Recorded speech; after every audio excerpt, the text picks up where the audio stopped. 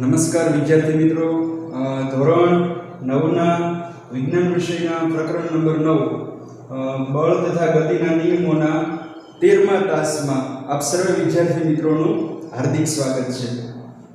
છેલ્લા તાસની અંદર આપણે ઉદાહરણ નંબર 7 અને 8ની ચર્ચા કરી હતી.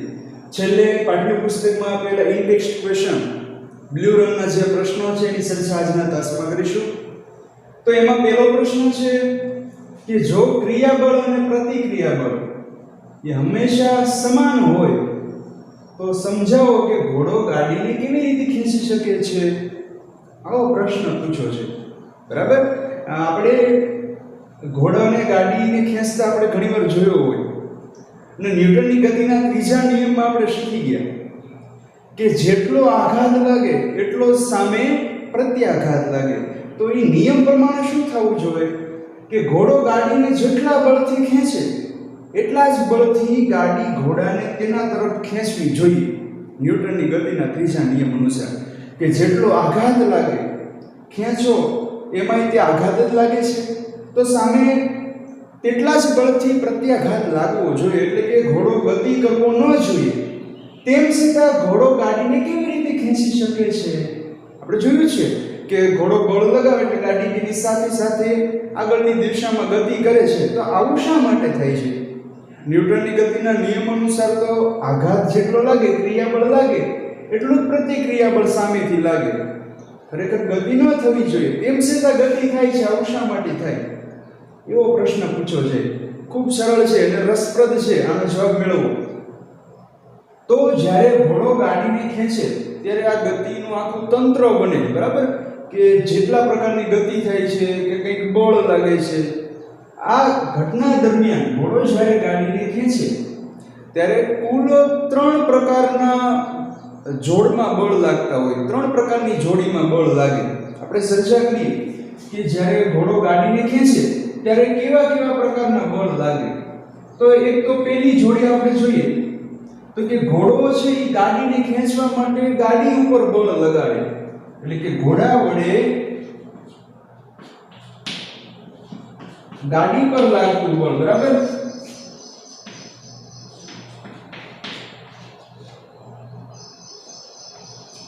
અને એ જ સમયે ઘોડો જેટલું ગાડી પર બળ લગાડે એટલું જ ગાડી ઘોડા પર પ્રતિક્રિયા બળ લગાડશે. બરાબર, ઘોડા વડે ગાડી પર લાગતું બળ અને ગાડી વડે ઘોડા પર લાગતું બળ. આ એક જોડી, આ એક બળ લાગતું હોય, આપણે જોયું હોય. બરાબર, હજી એક બળ લાગે છે કંઈક. ઈ બળ કયું છે? તો કે ઘોડાનું જમીન સાથેનું બળ. જ્યારે ઘોડો ગતિની શરૂઆત કરે ત્યારે શું થાય? એ જમીન પર પોતાના પગથી જમીનને પાછળ ધક્કો મારે છે, જેને લીધે જ પોતે આગળ ચાલી શકે. અને આપણે ન્યૂટનની ગતિના ત્રીજા નિયમમાં શીખી ગયા કે ચાલવાની ક્રિયા એ ન્યૂટનની ગતિના ત્રીજા નિયમને આભારી છે કે જેવો પાછળનો પગ જમીનને ધક્કો મારે એટલા આપણે આગળ ચાલી શકીએ. તો અહીંયા ઘોડો જેટલો જમીન ઉપર બળ લગાડશે એટલું જમીન પોતાના ઘોડાના જે પગ છે એના ઉપર પ્રતિક્રિયા બળ લગાડશે. એટલે બીજું એક બળની જોડી કે ઘોડા વડે જમીન પર લાગતું બળ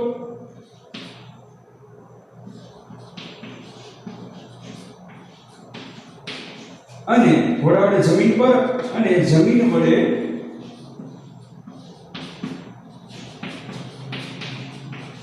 ઘોડા પર લાગતું બળ. બરાબર, આવું એક બળ છે જોડીમાં લાગતું. ખરેખર આનો આપણને ખ્યાલ નહોતો. આપણે તેવું વિચારતા હતા કે ઘોડો ગાડીને ખેંચે એટલે ઘોડો બળ લગાડે છે, સામે ગાડી ઘોડા પર બળ લગાડે છે. ખરેખર આ બીજું એક બળ જોડીમાં પણ લાગતો હોય છે કે ઘોડો જમીન ઉપર બળ લગાડે છે, સાથે જમીન છે એ ઘોડા પર પ્રતિક્રિયા બળ સ્વરૂપે બળ લગાડે છે.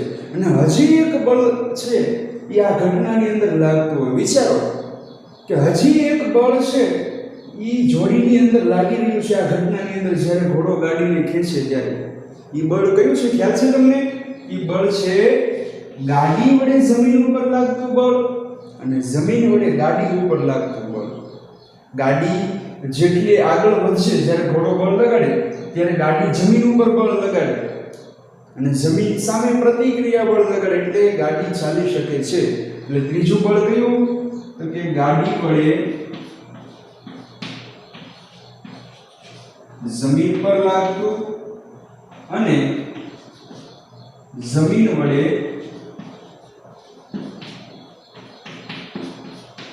ગાડી પર લાગતું બળ.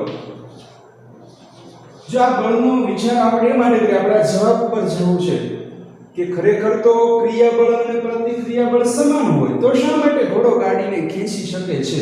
આ જવાબ આપણે જોઈએ છે. પણ એ જવાબ મેળવવા માટે આપણને ખબર હોવી જોઈએ કે આ ઘટનાની અંદર આ જે ગતિ થવાની છે એ આખા ગતિના તંત્રમાં આવા ત્રણ પ્રકારના બળો જોડીની અંદર લાગતા હોય. તો આપણે વિચાર કરીએ આ પહેલા બળ પ્રમાણે કે જો ઘોડો ગાડી પર જેટલું બળ લગાડે તો ન્યૂટનની ગતિના ત્રીજા નિયમ અનુસાર ગાડી પણ ઘોડા પર તેટલું જ બળ લગાડશે વિરુદ્ધ દિશામાં. એટલે કે ઘોડો છે એ ગાડી સાથે ગતિ કરશે નહીં. એક આ બળની જોડી પ્રમાણે આપણે વિચારીએ તો ગતિ થશે નહીં. પરંતુ આપણે આ બીજા બળની ચર્ચા કરીએ કે જ્યારે ઘોડો છે એ ગાડીને ખેંચવા માટે બળ લગાડે ત્યારે ઘોડો જમીન પર પણ બળ લગાડતો હોય અને જમીન વડે ઘોડા ઉપર બળ લાગતું હોય. તો જ્યારે એ ગતિની શરૂઆત કરે ત્યારે ઘોડો આગળના પગ વડે જમીનને પાછળ ધક્કો મારે અને આ બળ એ ગાડી જેટલું ઘોડાને ખેંચતી એના કરતાં જો ઘોડો જમીન ઉપર વધારે બળ લગાડે આગળ વધવા માટે તો સામે પ્રતિક્રિયા બળ પણ એટલું જ લાગે જમીન વડે. એ સામે ઘોડાને વધારે આગળ વધવા માટે બળ લગાવશે અને એ બળ ગાડી જે ખેંચે છે ઘોડાને એના બળ કરતા જમીન વડે ઘોડા ઉપર લાગતું પ્રતિક્રિયા બળ વધી જાય. એવા કિસ્સામાં છે એ ઘોડો ગાડીને ખેંચી શકશે. ઘણીવાર શું થાય, ઘોડો એકદમ ધીમે ધીમે જમીન ઉપર બળ લગાડે તો સામે જે ઓલી ગાડી છે એ પણ ઘોડા ઉપર પ્રતિક્રિયા બળ લગાડેલું હોય એટલે એને ખેંચી રાખે, ઘોડાને આગળ જવા ન દે. પરંતુ ઘોડો જમીન ઉપર વધારે બળ લગાડે તો આ ગાડી જેટલું ઘોડા પર બળ લગાડે એની કરતાં વધી જાય એટલે ઘોડો ગાડીને ખેંચી શકે છે.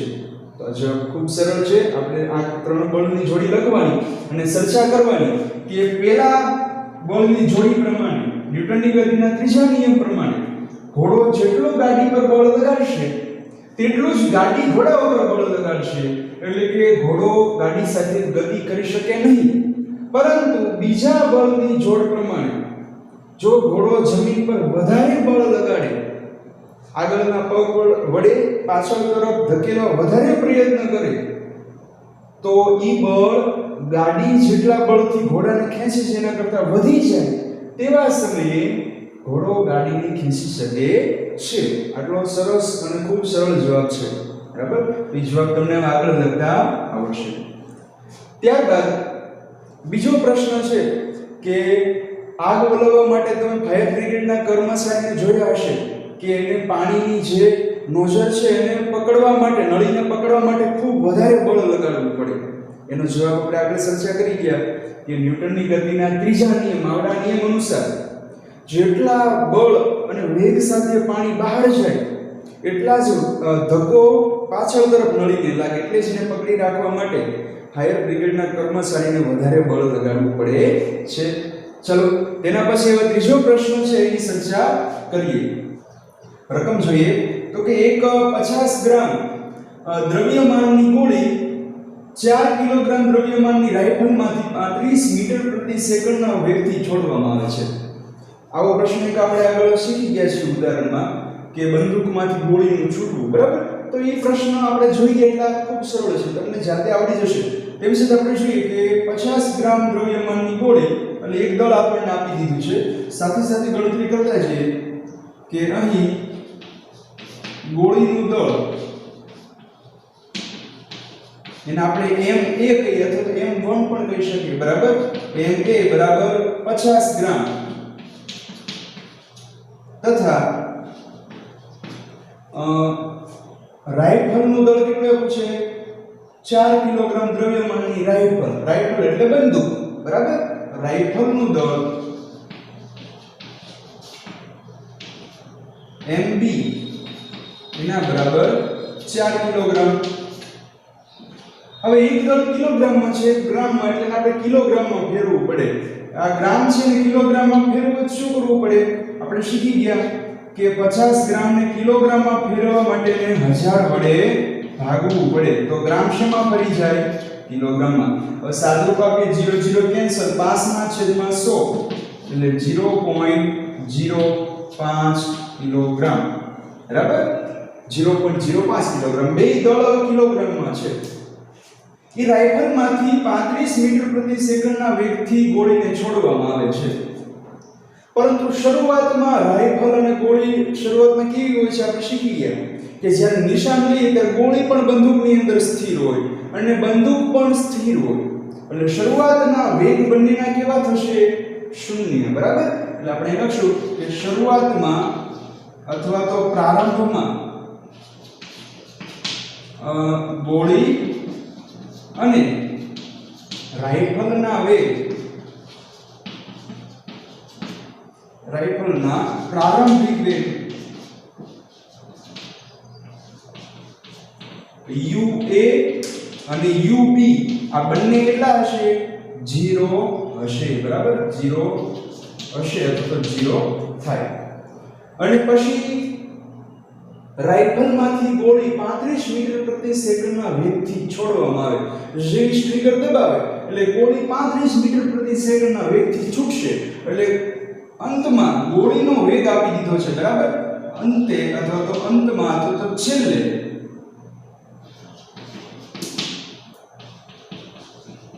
ગોળીનો વેગ, અંતમાં ગોળીનો વેગ એટલે એનો અંતિમ વેગ VA એ આપી દીધો છે 35 મીટર પ્રતિ સેકન્ડ. તો રાઇફલનો રિકોઇલ વેગ એટલે રાઇફલનો અંતિમ વેગ શું હશે એ મેળવવાનું કીધું છે. તો રાઇફલનો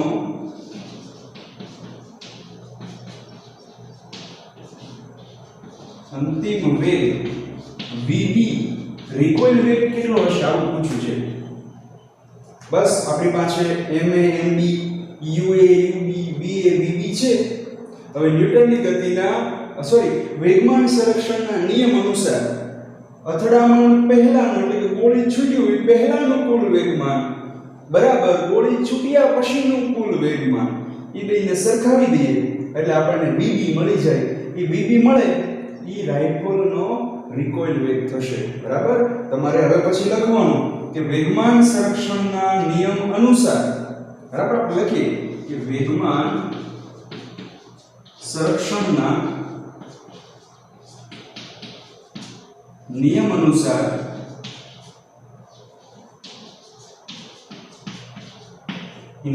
શું થાય? ગોળી છૂટ્યા પહેલાનું કુલ વેગમાન બરાબર ગોળી છૂટ્યા પછીનું કુલ વેગમાન. બરાબર? ગોળી છૂટ્યા પહેલાનું કુલ વેગમાન એના બરાબર ગોળી છૂટ્યા પછીનું કુલ વેગમાન. હવે સૂત્ર તમે જાણો છો MAUA વત્તા MBUB. બરાબર? આપણે સૂત્ર મૂકીએ કે MAUA વત્તા MBUB એના બરાબર છૂટ્યા પછીનું વેગમાન શું થશે? MAVA વત્તા MBVB. આ બધાની કિંમત મૂકો. જો આપણી પાસે બધાની કિંમત ડાબી બાજુની છે, જમણી બાજુની MA VA MB ની કિંમત છે, VB ની કિંમત નથી, આપણે મેળવવી છે. તો આગળના દાખલા શીખી ગયા એ પ્રમાણે હવે તમે આનો જવાબ મેળવી શકશો. બધી જ કિંમત છે એ તમારા સૂત્રની અંદર મૂકવાની છે અને VB ને સૂત્રનો કરતા બનાવશો એટલે છેલ્લે તમને બંદૂકનો રિકોઇલ વેગ VB છે એ 0.43 મીટર પ્રતિ સેકન્ડ જેટલો મળી જશે. બરાબર? અંતમાં છેલ્લે તમારે લખવાનું કે આમાં બંદૂકનો અથવા તો રાઇફલનો રિકોઇલ વેગ 0.43 મીટર પ્રતિ સેકન્ડ જેટલો હશે. આ દાખલો ખૂબ સરળ છે. હવે પછી ટેક્સ્ટ ક્વેશ્ચન નંબર 4 છે એની ચર્ચા કરીએ. ચલો આગળ ચોથો પ્રશ્ન છે એની ચર્ચા કરીએ. તો એની અંદર આપણને બે વસ્તુઓ આપી દીધી છે. 100 ગ્રામ દળ અને 200 ગ્રામ દળની બે વસ્તુ આપી છે બરાબર 100 ગ્રામ અને 200 ગ્રામ દળની બે વસ્તુઓ એક જ રેખા પર એટલે કે એક સીધા રસ્તે એક જ દિશામાં અનુક્રમે 2 મીટર પ્રતિ સેકન્ડ એટલે કે પહેલી વસ્તુ 2 મીટર પ્રતિ સેકન્ડ અને જે 200 ગ્રામ દળની વસ્તુ છે એ 1 મીટર પ્રતિ સેકન્ડના વેગથી ગતિ કરે છે બરાબર અનુક્રમેનો અર્થ શું પહેલી વસ્તુ છે એ આટલા વેગથી અને બીજી વસ્તુ છે એ આટલા વેગથી સુરેખ પથ ઉપર ગતિ કરે છે અને બંને વસ્તુઓ આગળ જતી અથડાય છે અને અથડામણ બાદ પ્રથમ વસ્તુનો વેગ છે એ 1.67 મીટર પ્રતિ સેકન્ડ થતો હોય તો અથડામણ પછીની જે બીજી વસ્તુ છે એનો વેગ કેટલો હશે એવો પ્રશ્ન પૂછ્યો છે બરાબર તો ચાલો અહીં આપણે શરૂઆતમાં એના બેના દળ આપી દીધા અને શરૂઆતમાં એક જ રેખા ઉપર અલગ અલગ પ્રારંભિક વેગ સાથે ગતિ કરે છે પહેલી વસ્તુનો પહેલો વેગ શરૂઆતનો વેગ આટલો છે બીજી વસ્તુનો શરૂઆતનો વેગ આટલો છે પછી બે વસ્તુ અથડાય છે અને અથડામણ પછી પહેલી વસ્તુનો અંતિમ વેગ આટલો થાય તો બીજી વસ્તુનો અંતિમ વેગ કેટલો એવો પ્રશ્ન છે તો આપણી પાસે આ દાખલો ખૂબ જ સરળ થઈ ગયો આપણી પાસે શરૂઆતમાં શું છે આપણે લખીએ કે અહીં વસ્તુ પહેલી બરાબર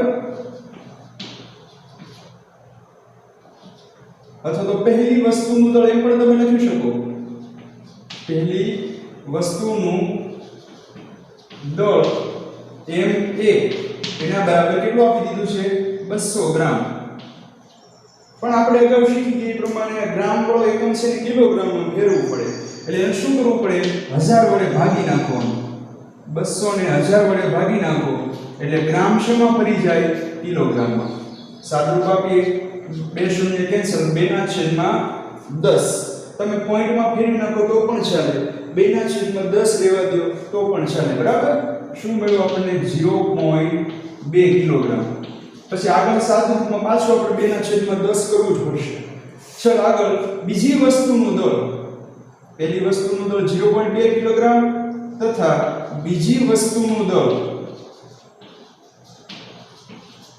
mb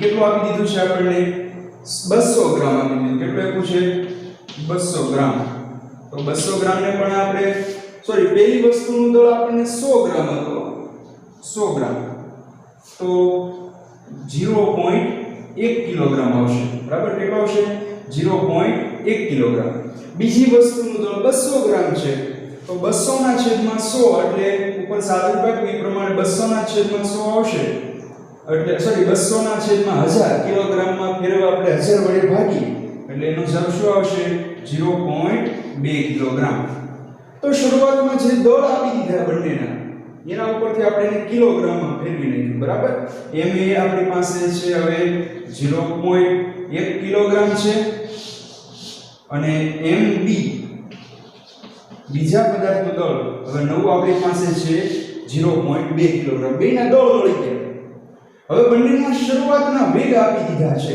બરાબર શરૂઆતમાં અથવા તો શરૂઆતના વેગ બંને પદાર્થના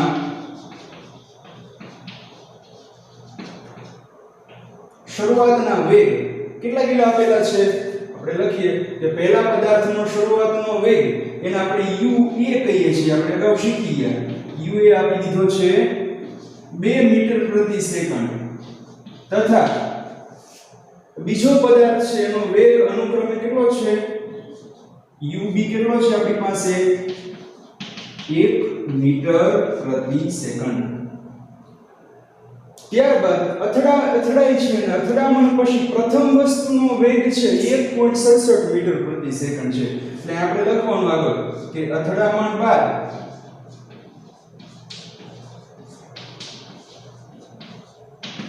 પ્રથમ વસ્તુનો વેગ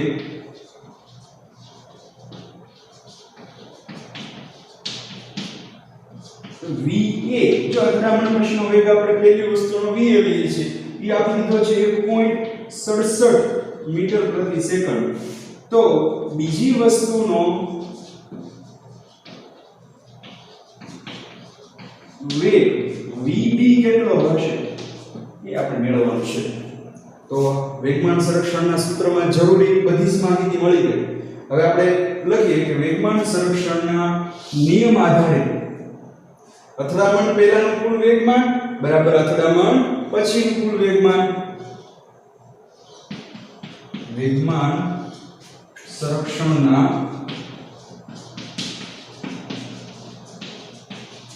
નિયમ અનુસાર શું નિયમ અનુસાર અથડામણ પહેલાનું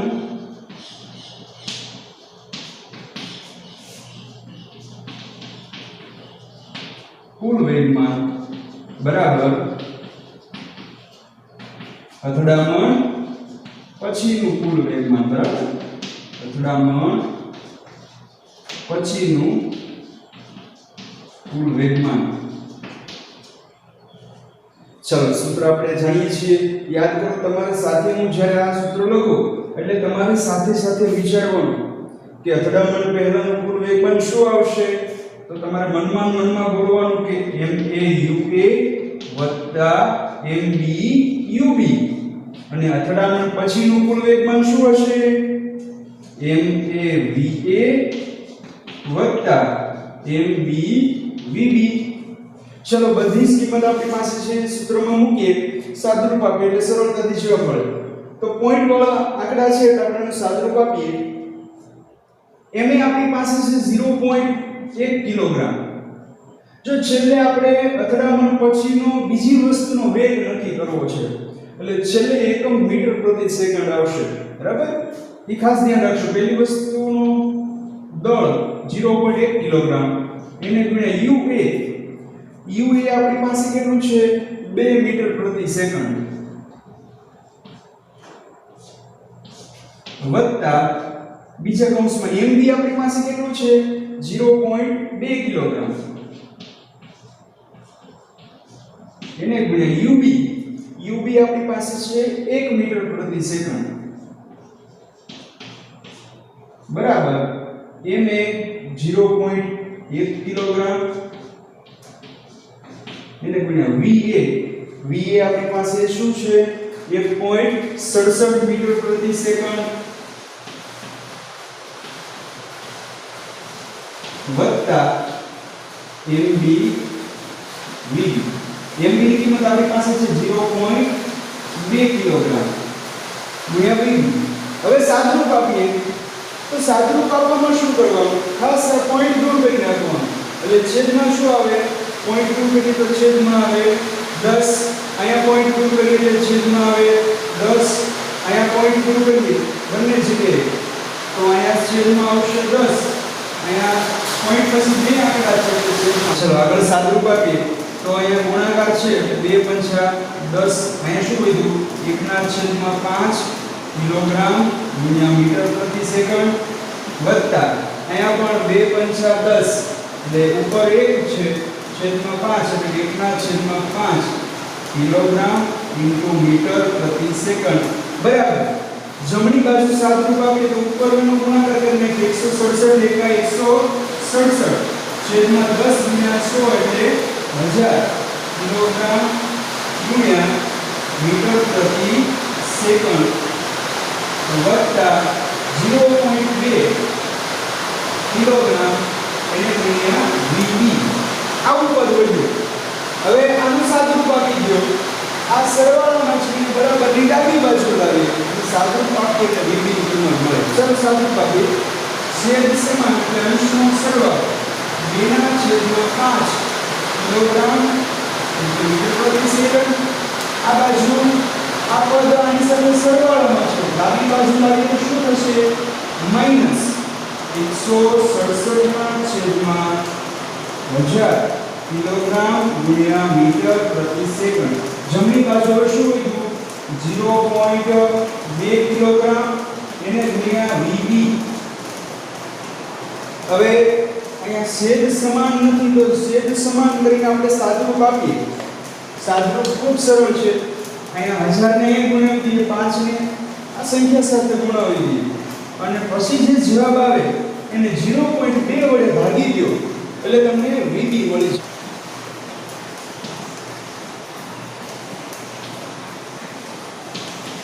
1.165 મીટર પ્રતિ સેકન્ડ. તમે સાદુરૂપ આપશો, સાદુરૂપ તમારે આપવાનું છે, બરાબર. સાદુરૂપ આપતા આવો જવાબ આવશે VB બરાબર 1.165 મીટર પ્રતિ સેકન્ડ. એટલે છેલ્લે લખવાનું કે આ અથડામણ પછી બીજી વસ્તુનો વેગ 1.165 મીટર પ્રતિ સેકન્ડ હશે, બરાબર. તો આ જવાબ ખૂબ સરળ હતો. આજના ક્લાસમાં આપણે ખાસ ઇન્ટેક્સ ક્વેશ્ચનના બે દાખલા અને એક પ્રશ્નની ચર્ચા કરી. હવે પછીના ક્લાસની અંદર આપણે સ્વાધ્યાયના પ્રશ્નો છે એની ચર્ચા કરીને પાઠને પૂર્ણ કરીશું. તો આજના ક્લાસમાં આટલું રાખીએ છીએ. અસ્તુ. જય હિન્દ.